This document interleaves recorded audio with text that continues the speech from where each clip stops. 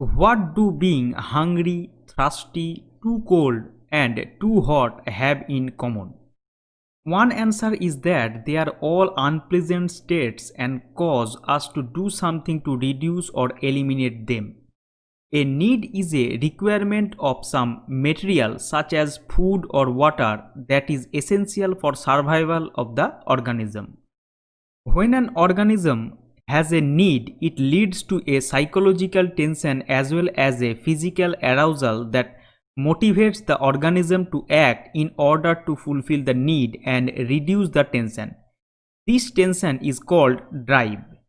According to Boring, a drive is an intra-organic activity which initiates for specific activity and behavior. Drive reduction theory became popular during the 1940s and 1950s, and it was created by behaviorist Clark Hull and further developed by his collaborator Kenneth Spence. Drive reduction theory proposes the connection between internal and physiological states and outward behavior. In this theory, there are two kinds of drives. Primary drives are those that involve survival needs of the body such as hunger and thirst, whereas acquired secondary drives are those that are learned through experience or conditioning such as the need for money or social approval, etc. According to drive reduction theory, biological needs leads to the arousal of drives which activate efforts to reduce them. Behaviors that succeed in reducing a drive are strengthened and are repeated when the drive is aroused again. Behaviors that fail to reduce the drive are weakened and are less likely to recur when the drive is aroused once again. This theory includes the concept of homeostasis, which is a state of physiological balance within the body, or the tendency of the body to maintain a steady state. The term homeostasis was coined by W.B. Cannon, a prominent Harvard University physiologist. He concluded that our body system constantly work toward an optimum level of functioning, that is, maintaining a normal state of balance between input and output.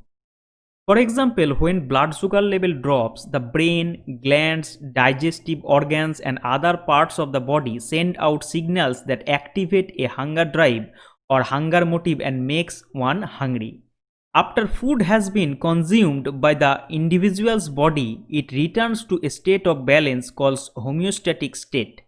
The term homeostasis used by Cannon with reference to body chemistry has now been broadened to include any behavior that upsets the balance of an individual.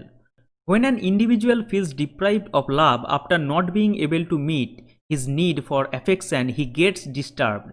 In other words, the balance of his psyche gets upset. Its restoration is needed for making the individual adjust in relation to his environment. Thereby, a drive or motive arises making the individual behave for the satisfaction of his need for love and affection, and thus ultimately restore the balance of his mental state. Although drive reduction theory works well to explain the actions people take to reduce tension created by needs, it does not explain all human motivation. Why do people eat when they are not really hungry? People sometimes keep snacks when hungry in order to lose weight or to maximize their enjoyment of a special dinner. Bungee jumping, parachuting as recreation, rock climbing, and watching horror movies are all activities that increase inner state of tension and arousal, and many people love doing these activities. Many people watch or read erotic materials in order to increase their sexual excitement even when they don't anticipate immediate sexual gratification. Why would people do such things if they don't reduce some need or restore homeostasis? Most psychologists believe that this approach suffers from such major drawbacks. It is very difficult to answer all the above situations. There are different types of needs, different effects of arousal, different incentives, and different levels of importance attached to many forms of behavior. Though drive theory have some drawbacks, but this theory persisted in psychology for several decades. Indeed, it has not been totally discarded even today. So in this video, we have learned about the concept of need, concept of drive, drive reduction theory and different drives, homeostasis, criticism of drive reduction theory, etc. Now try this. Discuss the difference between need, drive and motives. Discuss primary and secondary drive with suitable example. Explain the concept of homeostasis with suitable example. Explain the strength and weaknesses of drive reduction theory. Make a presentation on drive reduction theory. The mathematical formula of Hull's drive reduction theory is this.